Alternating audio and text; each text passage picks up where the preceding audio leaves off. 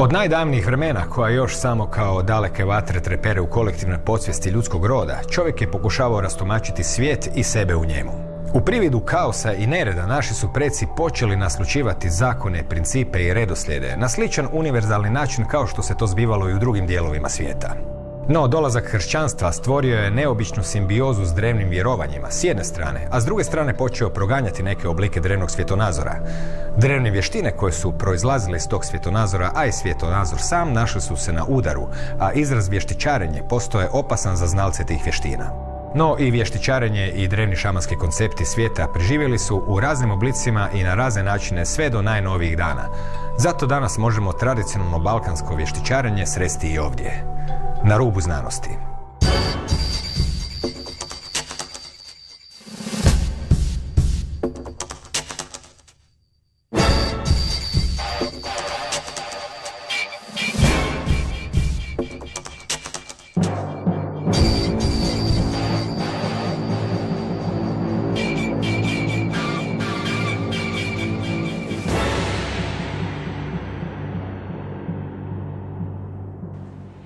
Dobar večer.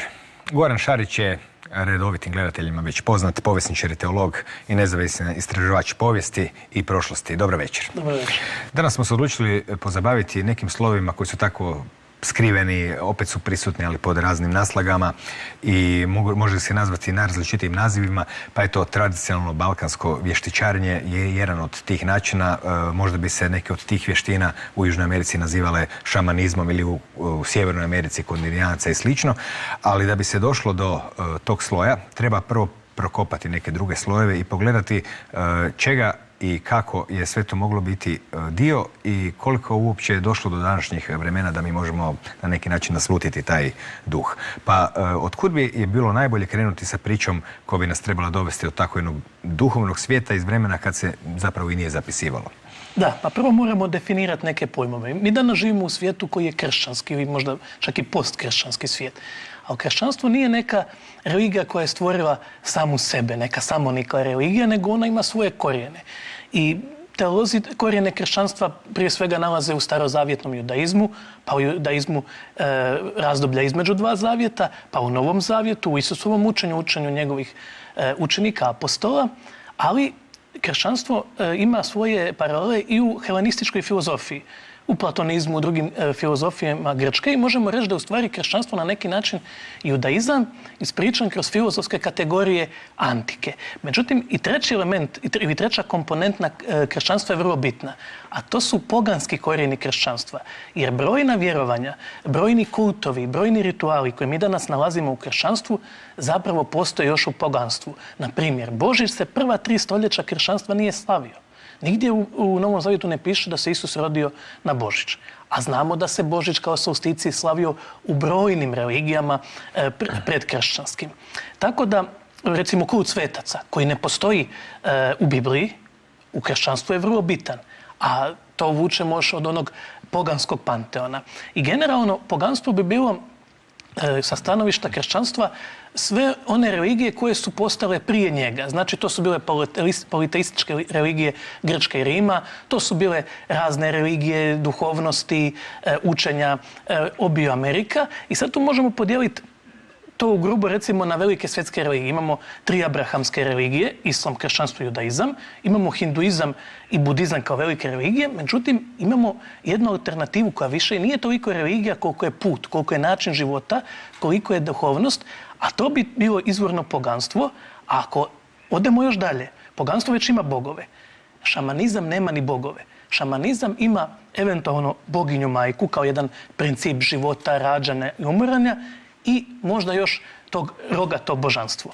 Kad dodamo na šamanizam brojne bogove, onda smo u poganstvu. Šta bi bilo vještičarstvo? Ne ova vika koja je danas, ta vikanska religija, koja je mješavina i nekakvog vještičarstva, ali i raznih praksi kao što je kabala, kao što su istočnjačke filozofije i tako dalje, kao što su gnostička neka učenja.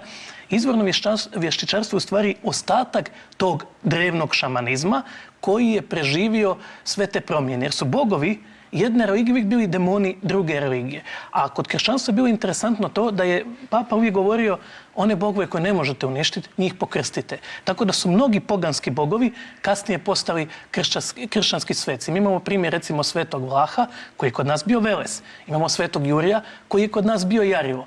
I mnogi drugi primjeri diljem svijeta.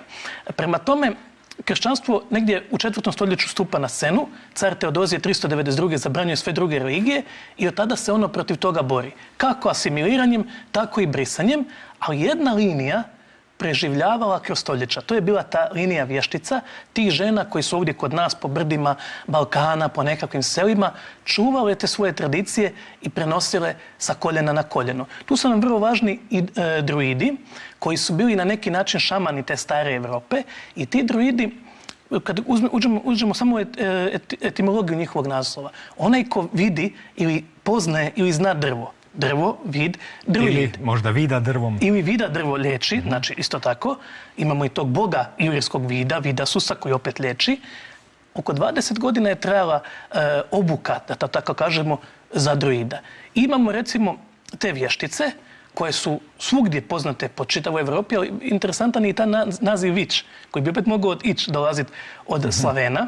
Znači, i kod nas postoji od Baba Roge, kao jedno mitsko demonsko biće, Baba Jaga, kao vještica, koja ima i pozitivne i negativne osobine. U nekim pričama Baba Jaga je pozitivna, ona spašava, u drugim pričama jede djecu i često se taj lik vještice pretapa. Imamo i danas u jeziku žena koja je vješta, vještakinja i tako dalje, a opet ima i neke negativne konotacije, pogotovo sa pobjedom kršćanstva. Kakvi su zapravo bili vrijeme i prostor, ako uopće možemo detektirati ikakav početak tog šamanizma, vještičarenja, kako god ga zvali, u ljudskom rodu, ili možda toliko ono inherentno ljudskom rodu da je oduvijek s nama, teško je to reći, kao što je teško reći kada je zapravo nastao čovjek. No, koji je bio kontekst života, da tako kažemo, way of life, kako bi se današnjim rječnikom i reklo? Pa ovako, znači, koliko su stari korijeni šamanizma, to ne zna niko. Znači, možda se penju i do nekoliko desetina tisuća godina. Mi možemo to pratiti, recimo, zadnjih 10.000 godina ovdje kod nas na Balkanu, jer postoje civilizacije po svijetu koje su desecima tisuća godina, odnosno ne civilizacije nego populacije, desecima tisuća godina su odvojene od ostatka svijeta, a imaju gotovo identične šamanske prakse kao druge šamanske kulture po svijetu. Znači, gdje god nađemo neka šamanska vjerovanja, u bilo kojem kontinentu upadljiva je sličnost. Kao da je čitav taj stari svijet pred nekih 10-ak i više tisuća godina bio šamanski. Ovdje mi to možemo pratiti od vremena Lepenskog vira, od vremena vinčanske kulture, znači pred nekih 10-ak tisuća godina, čak i više. Možemo pomalo pratiti tu liniju jednog šamanizma, vještičarenja, tog jednog njihovog pogleda na svijet. To je svijet koji ima jedno ekskluzivnu privilegiju da živi u dobrim klimatskim uvjetima. Da li da nakon nekakve katastrofe koja se desila, priroda se ponovo obnavlja i relativno je ugodno mjesto za život. Svijet koji se širi oko velikih rijeka. Rijeka je u ta davna vremena autoput, žila kucavica i čitav život je fokusiran uz rijeku. Tako da kod nas prva ta kultura nastaje na Dunavu i ona se širi prema Alpama, prema Crnom moru, prema Ukrajini i prema Jadranu.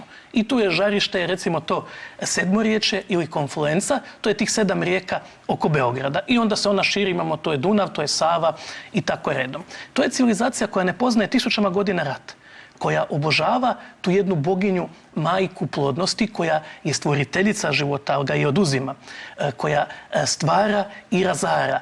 I imaju to jedno rogato božanstvo. Znači, oni nemaju panteon, nego imaju te nekakve simbole koji više označavaju neke njihove prirodne sile, doba, godine i tako dalje. To je svijet u kojem svi žive jednako, što je nama nezamislivo. Kad gledamo njihove kuće, one su sve jednake veličine. Nema socijalnih razlika, nema socijalnog raslojavanja. Svi žive od svog rada. Ne znam, to je visok standard. Mi recimo u Vučedolu nalazimo 4 vrste obuće.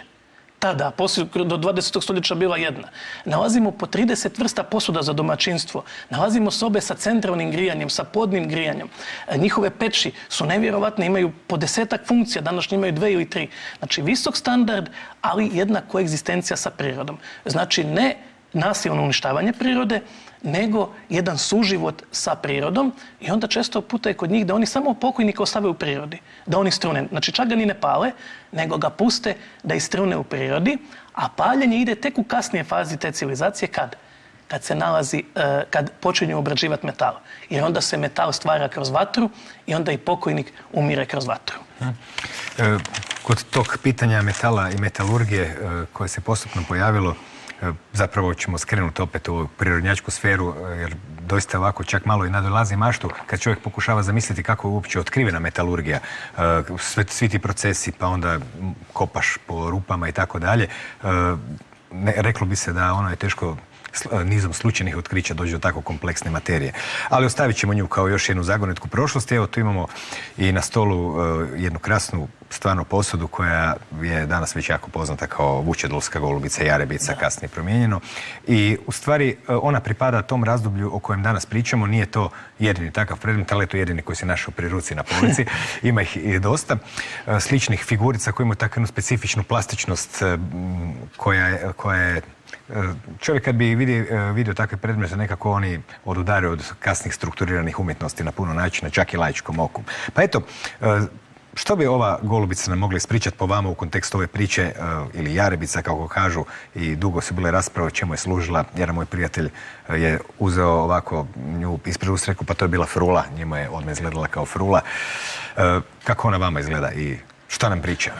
Pa to je 1938. otkrio Robert Rudolf Schmidt, odnosno to nalazište, to je ta desna obala Dunava, jedan lesni plato i te, kao što smo rekli, prve te kulture ovdje su bile uz rijeku. Rijeka im je bila život. Međutim, kad su počeli se baviti obradom metala, tu je došlo do promjena u toj civilizaciji. Mi ovdje nalazimo jednu veliku kuću koja je puno veća od ovih ostalih i to je ta kuća ljevača bakra. Znači, oni su negdje sa Kavkaza dopremali jednu rudu koja se zvala antimonska i arsenska bronca i koji su onda ovdje obrađivali na nekih 400 stupnjeva i šta se tada desi? Na 400 stupnjeva krene arsen se oslobađa, veže se za kisik i nastaje arsin, on je otrovan. I oni to osjete. I onda, to je miris češnjaka. I oni napuste prostor, međutim kad ti to jako dugo udišeš, onda ti na neki način živci odumiru. I mnogi su zato metalurzi bili šepavi. S druge strane, postoji ona priča da su metalurzi, ti kovači drevni, bili toliko važni zajednici da bi ih ona obogaljila, tako da ne mogu pobjeći, ali mislim da ipak točnije ovo da je to radi arsina. I sad ta jarebica, pa ona je jedna, ili ta vučedolska golubica kako je zovu, prvo je bila kokoš, pa imate na onoj prvom opisu prekrižuje kokoš i napisuje golub. Pa onda postala golubica mira, a u stvari je jarebica. Kako znamo da je jarebica? Pa prvo, evo, vidimo i naprijed, ona je fino obrađena, to je jedna posuda u stvari od 600 ml. Kad gledamo, i ona je muška jarebica, a muška jarebica je specifična po tome što ona, kad je ženka i mladunci kad su u opasnosti, ona isto hramlje, kao da hoda na 3 noge i onda kad se lovac ili neka životinja približi, ona naglo poleti i pobjegne. Tako da, isto, ona je simbol plodnosti jer je vrlo plodna ptica, a plodnost je uvijek bila važna. I sad čemu je ona služila? Mi ovako sami po njoj ne bi znali čemu je služila. Ali na tam istom lokalitetu, pored te kuće ljevača bakra, nađen je grob jelena, koji je obredno ubijen, ritualno je pokopan. Nekim tupim predmetom su ga ubili i spojili su noge kad su pokopali. To je jedna jedina životinja na cijelom lokalitetu, ogromnom Vučedola, koji je megapolis onog vremena, koja je sahranjena, osim jednog psa, valjda neki čovjek je svog psa sahranio, ali to je drugo.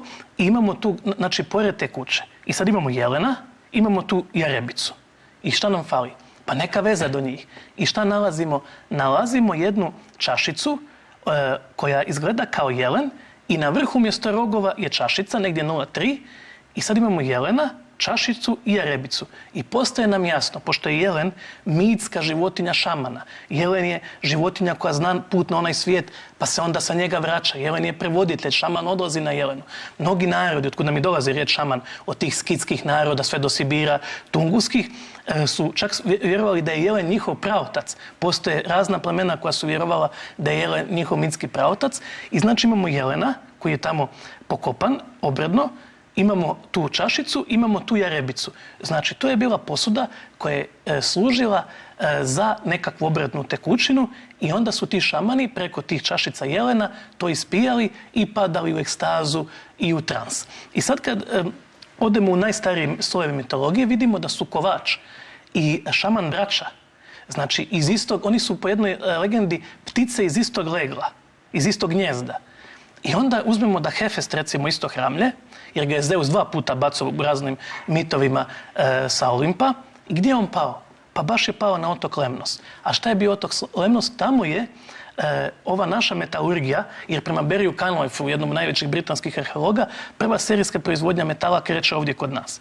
I onda je ona dalje distribuirana za Bliski istok i išla je preko tog Lemnosa. Recimo, mi smo našli u Sumeru prikaze sjekira, a takve sjekire, kalupe smo našli u Vučedovu, u Vinkovcima, Brekinska kod Pakraca, preko 50 sjekira na jednom mjestu. Znači, to je bila kultura koja je bila i šamanska i koja je bila i metalurška i to je bilo u ta vremena usko povezano.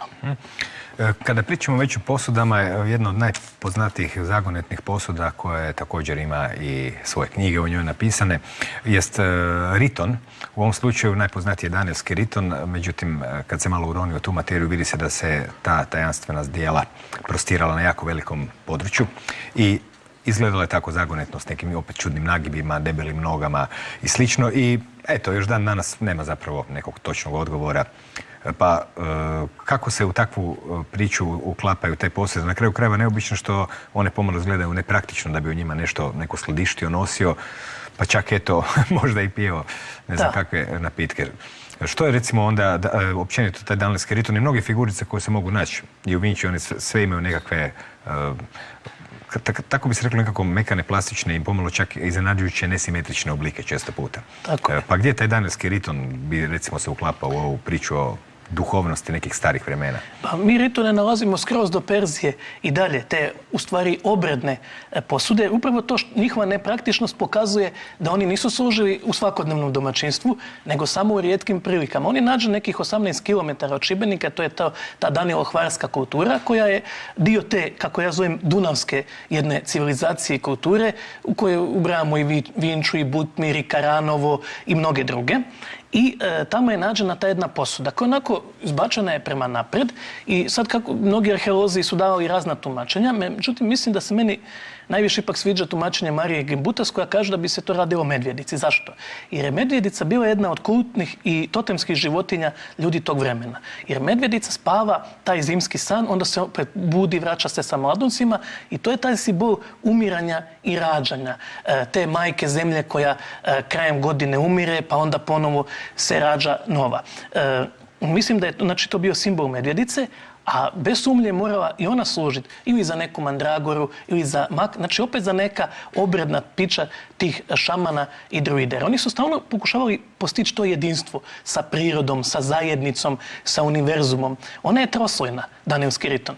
A interesantno, ta posuda, interesantno da je svijet šamana troslojan. I šaman je taj koji zna put iz jednog u drugi, u treći svijet, odnosno koji može prolaziti kroz sve te svjetove. Tu imamo lik božice Hekate, kasnije u grčkoj mitologiji, koja je tricefalos, trivija i tromorfija. Znači ima 3 oblika, 3 glave. Recimo u Otkrivenju u Bibliji Isus opisan kao božica Hekate. I to je božica koja stvara život, koja razara život i koju diljem cijelog Mediterana znamo pod raznim imenima. Kibela, Kubaba, Štarota, Dijana, Artemida i mnoga druga imena. Ona koja je sve i jedno. Ona koja daje život, ona koja ga uzima.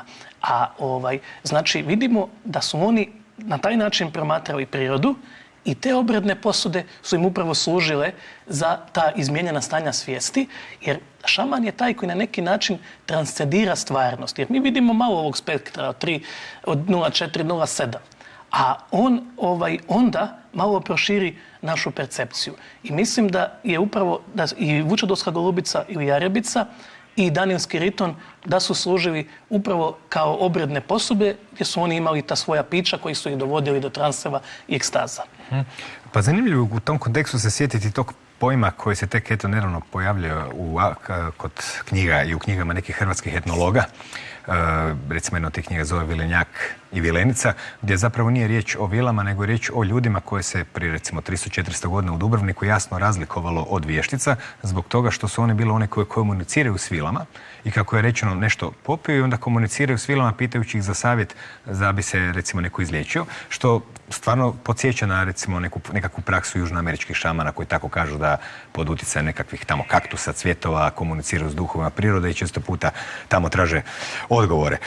Tako da možemo sada se i zapitati, evo do prije par stotina godina, to je naravno bilo kod nas po selima očigledno, ti ljudi nisu ništa začuđeni u tom saslušanju od strane tog suca kada ona kaže da je ona vilenica, nikako vještica, da se ne bi pobrkali. Pa kako je zapravo taj balkanski, nazvali ga šamanizam ili vještičarenje, kako on u praksi izgledao, ako se može ovako naslutiti nekakvim spajanjem mnogobrojnih detalja iz raznih puteva? Da, vrlo je teško, pošto su kasnije religije brisale tragove, međutim, taj šamanizam je preživio i u dijelovima Rusija. Tu je bila ta masa, jer ta protoslavenska masa je živjela otprilike gdje danas živi, od Jadrana pa sve do Sibira. Tu su bila razna nomadska, polunomadska plemena, a neka od njih su bila i sjedilačka.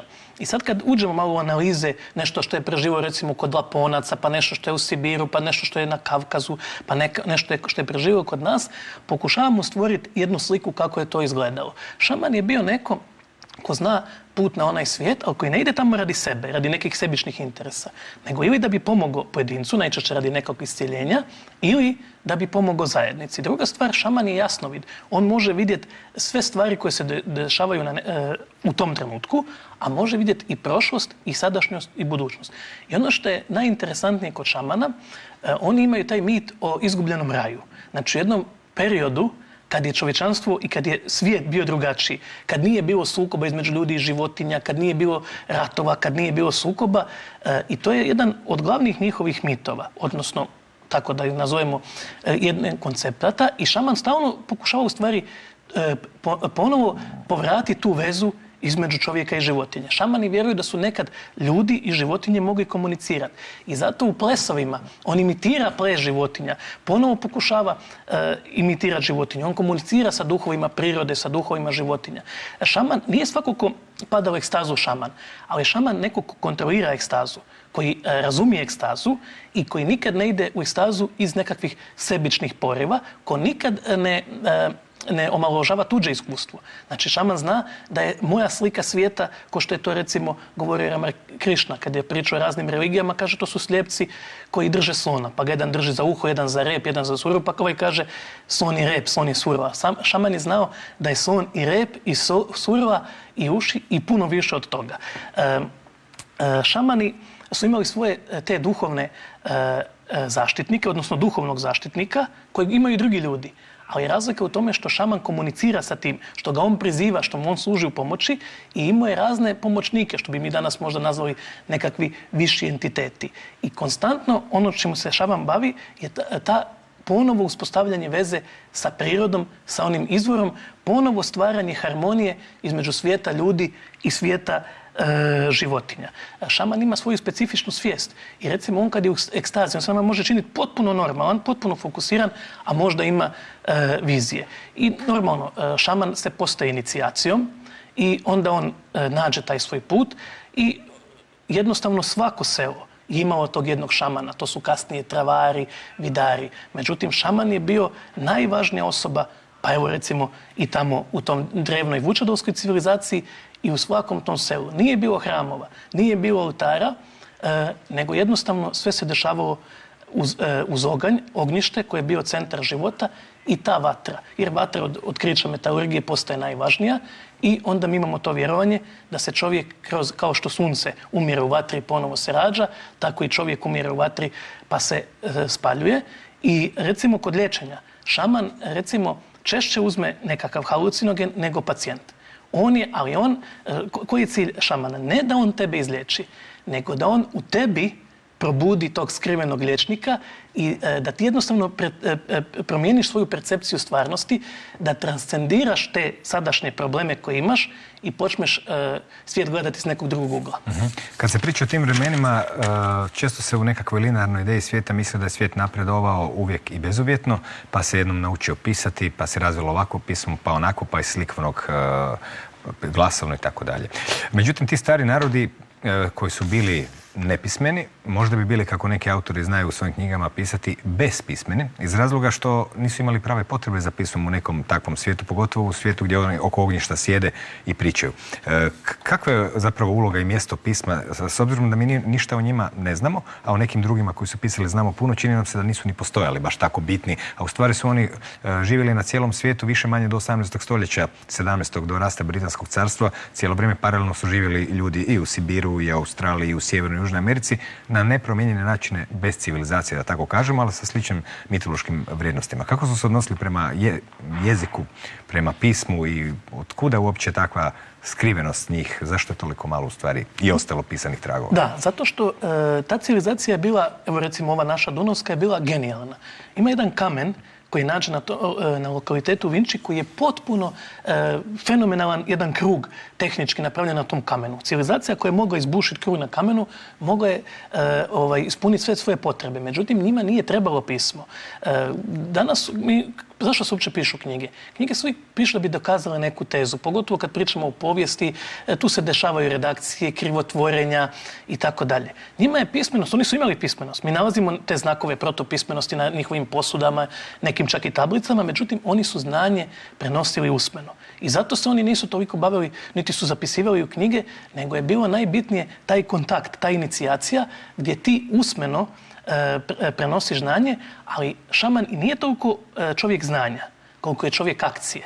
Znači, tu je puno bitniji ritual, jer danas mitovi ne znače ništa, pošto su ti njihovi mitovi bili važni samo uz ritual koji je išao uz mit, koji ga je stavljao u kontekst. Recimo, imamo mitsko drvo univerzuma i sad mi danas imamo bor ili jelku, a ne znamo čemu ona služila. Ne znamo da je ona svojim korijenima išla u podzemni Velesov svijet, a u vrhu je išla u taj svijet Peruna. Ne znamo da je ona ovdje bila kad se rađa Perunov sin, pa dolaze koledari sa maskama u toj kaotičnoj noći između Stare i Nove godine, dolaze po njega i odzimaju ga, pa je onda on, nema ga u panteonu bogova, nego je tek ponovo na proljeće se rađa kad je Uskrs, on postaje Jarivo koji jari i tako dalje. Mi danas to ništa ne znamo. Pa evo, na primjer, da pokucamo drvo kad se kaže. Zašto? Zato što se u podzemnom Velesovom svijetu skupljaju demoni, zli duhovi i onda kad pokucaš u drvo, za sreću oni se razbježe jer čuju to lupkanje, pobjegnu od tog korijena i onda ti imaš sreću da ti oni to ne pokvare. To su sve stvari koje su se prenose usmeno i zato mi danas vrlo malo znamo i o to vjerovanju naših predaka i o toj šamanskoj kulturi, jer se ono prenosilo sa koljena na koljeno. Jednostavno nam je ostalo da te fragmente nekako pokušamo rekonstruirati sa više ili manje uspjeha. Sada ste zapravo dosta vremena posvetili pojmu šamanizam i sad pomalo dolazimo do sljedećeg pojma koji je nama bliži, jer kada pričamo o našim krajevima uvijek su se spaljivale vještice, a ne šamani.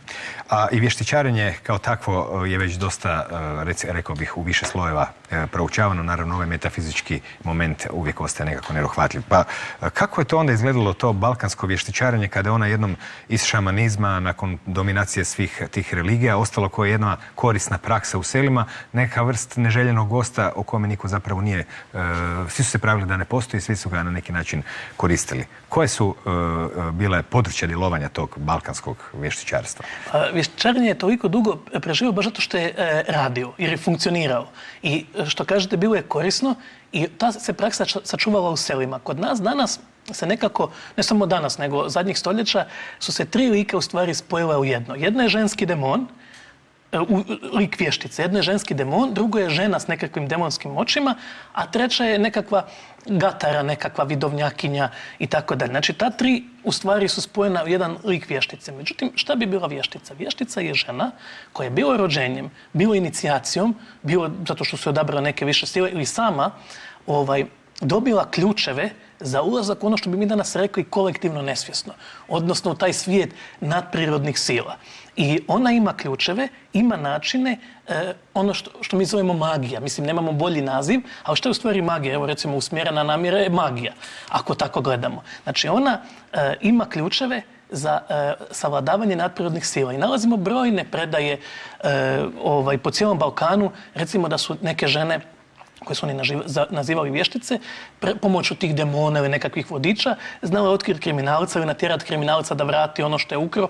I kad gledamo te zapise, tamo nema sumnje, ti ljudi ne sumnjaju, znači jednostavno vidi, desilo se tako, je rekao taj i taj iz tog sela je ukrao, ne znam, toliko žita i on prizna da, bilo je tako i vrati to žito. Znači, brojni primjer, bilo ispaljivanja vještica, recimo zadnja je spaljena baš kod mene u Rijeci, ali nije svugdje bio isti odnos prema vješticama. Doduše, pod utjecajem kršćanstva je bilo, recimo i u Šibeniku i svugdje imamo i u Zagorju spaljivanje vještica, ali ipak su se ljudi obraćali tim mudrim ženama onda kad im je trebala pomoć. Čak imamo zapise da su se svećenici obraćali za pomoć vješticama i onda bili puno blagonakloni ako bi im pomogla nakon toga. Recimo, kod nas to je Kleko od Ogulina gdje se skupljaju medvednice, imamo u Srijemu, imamo recimo priču o jednom čovjeku koji je pričao da su ga vještice odvele tamo i onda on tamo izrekao anatemu, prokletstvo na njih i one su nestale.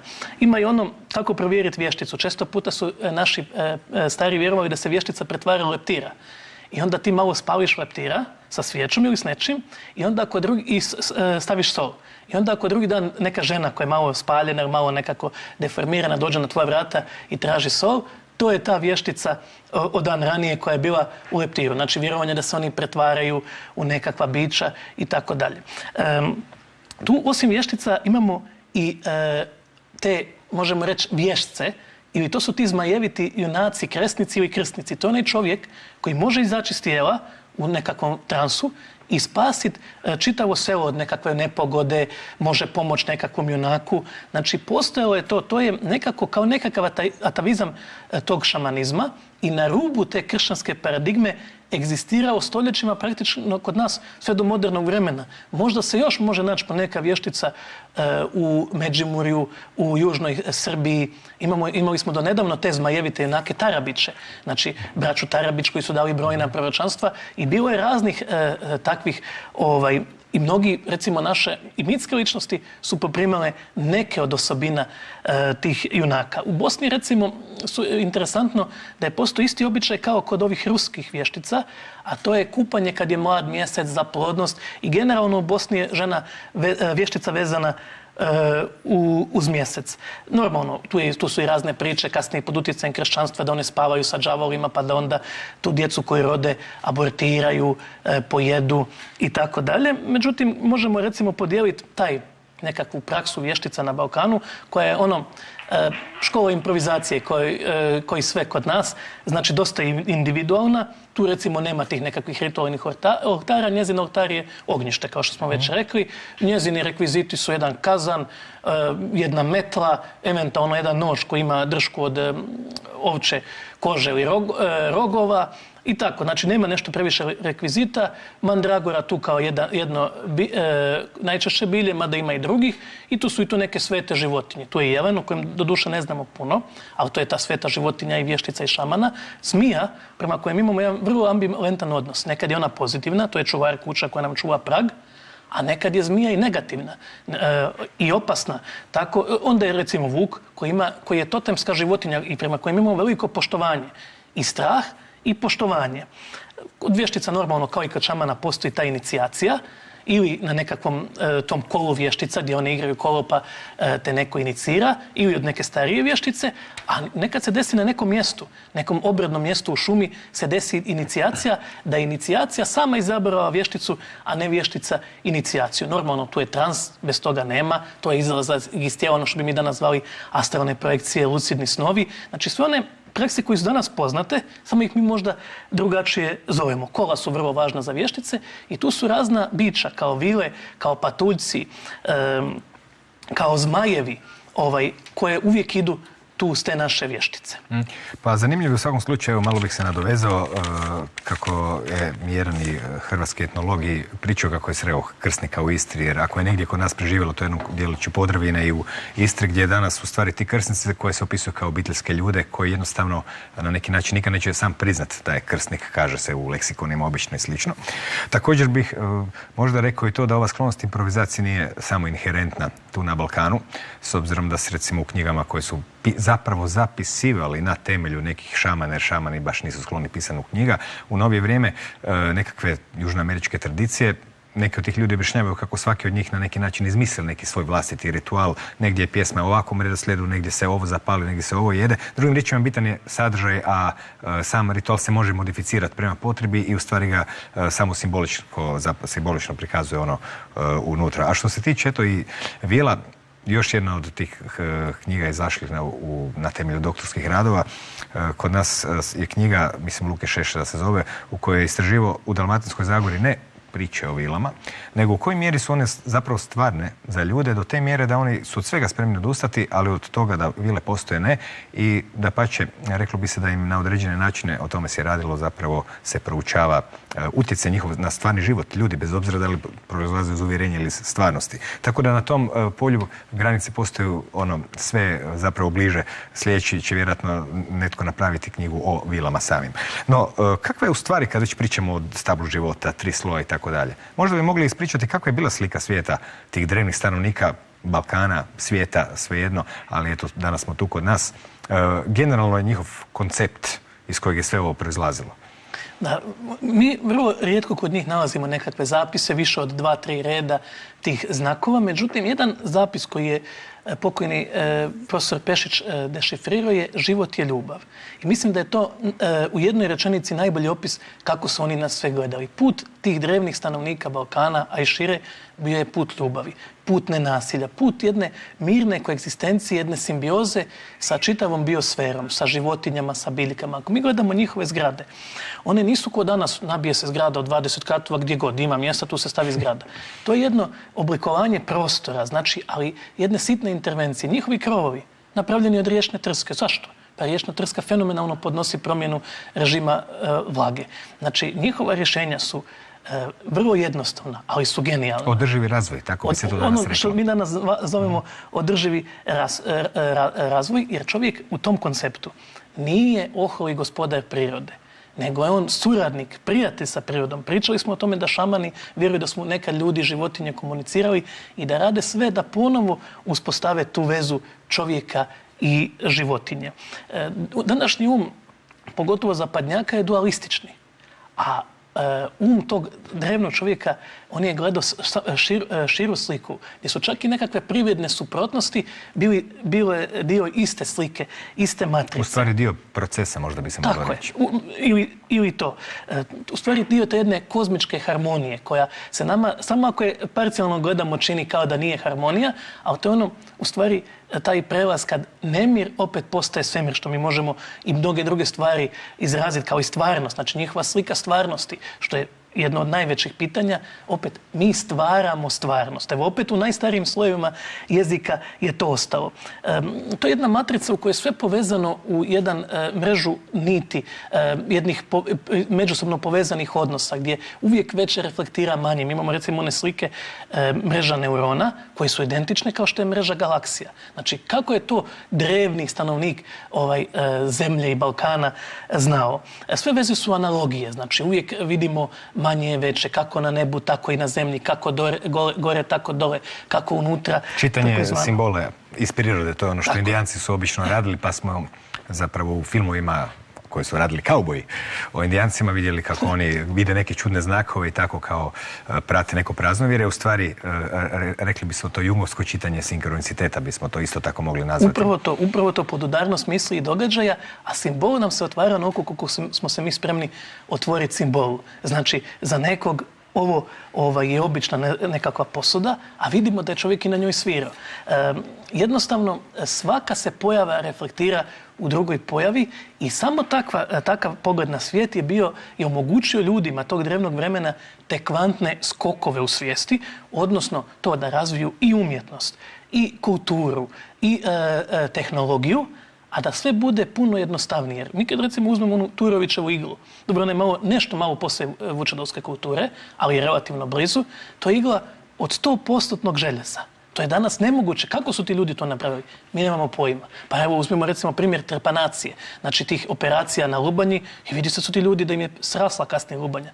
Kako su oni to radili, mi danas ne znamo. Ali je očigledno da je to bila civilizacija koja je mogla zadovoljiti sve svoje potrebe. Možda čak i prije kultura nego civilizacija, ako se civilizaciju definira kao kulturu gradova.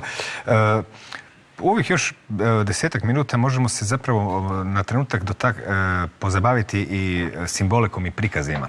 S obzirom da, eto, najstarija prikaz svastike na svijetu potiče upravo iz vinčanske kulture o kojoj je bilo riječ. Danas se to nekako zamišlja da ima neke veze s Indijom, pa kasnije je naravno depopularizirao Hitler i slično. Ali to je cijeli još niz srodnih ili sličnih simbola, pogotovo kad se gledaju ukrasi na figurama. Neke od tih crta možda su ukrasne, međutim, kao što se vidi u najstarijem ovom kalendaru, također kako i orionski, tako i ovaj sa onog otoka gdje se vidi kalendar mjeseca i sunca ucrtan na neki sličan način. Što bi i koji jezik ili na što nas upućuje takav način i te simbolike i koji su tu simboli uopće dominirali? Evo ovdje vidimo 3 labrisa, dvosjekla sjekira, kao u stvari simbol svih božanstava iz Zeusa, onih kasnijih u antici. Znači, to je ta dvosjekla sjekira koja je najvažnija. Ona se kod nas zadržao taj simbol pa praktično do nedavno. Recimo, u Zagorju je bio običaj da se nakon grmljavine odu tražiti sjekire u šumu. Oni kad bi našli te neolitske sjekire, rekli bi to je bog nečastivog gađo sa tom sjekirom. I te priče imamo paralele tamo sve do Bjelorusije, gdje se nečastivi skriva pod drvo, pod, ne znam, sjeno, a Bog ga gađa tom sjekirom. To je u stvari ta Peronova sjekira. Znači, dvosjekla sjekira labris kao jedan od simbola koji nalazimo prvo ovdje kod nas, a kasnije ona specifična i za minojsku, mikensku civilizaciju i sve ostale. I zato su arheolozi, kad su iskopali bili Vinču, Vučedol, smatrali da su to nekakve kolonije Grčke, možda Mikene, a onda su shvatili da je to, kad su analizirali C14, puno starije, da je ovdje bio taj nekakav izvor ili eventualno da jedan i drugi imaju zajednički nekakav izvor od kuda su oba dvije te tradicije došle. Onda imamo recimo svastiku koju ste spomenuli. Svastika koja bi bila simbol jednog sunčevog kruga, sunčeve vrtnje, koju je kasnije Hitler izopačio. Međutim, nju nalazimo ne samo u Indiji, nego su prvi prikazi točno baš ovdje kod nas, a imao je u kontinuitetu i u vremenu Vinče, i u vremenu Ilira, recimo u Istri. Nalazimo ju za akciju u našoj Masadi, znači grad koji se cijeli pobio kad je trebao pasti u ruke Rimljanima, jer je to bio opet taj sukob te totalitarističke države, rimske, i jedne, kažu, nikad nisu imali državu. Zato što su jednostavno živjeli na drugi način. Ne da oni nisu mogli organizirati državu. Ako mogu napraviti iglu i nož od 100% željeza, onda mogu napraviti državu. Nego jednostavno su drugčije pojmali svijet. I nalazimo je i tamo. Nalazimo je na stečcima. U kontinuitetu svastika. I ako odemo u neke talijanske dijalekte, tamo je svastika, oni kažu zvezdika. A nemaju ni riječ zvijezda.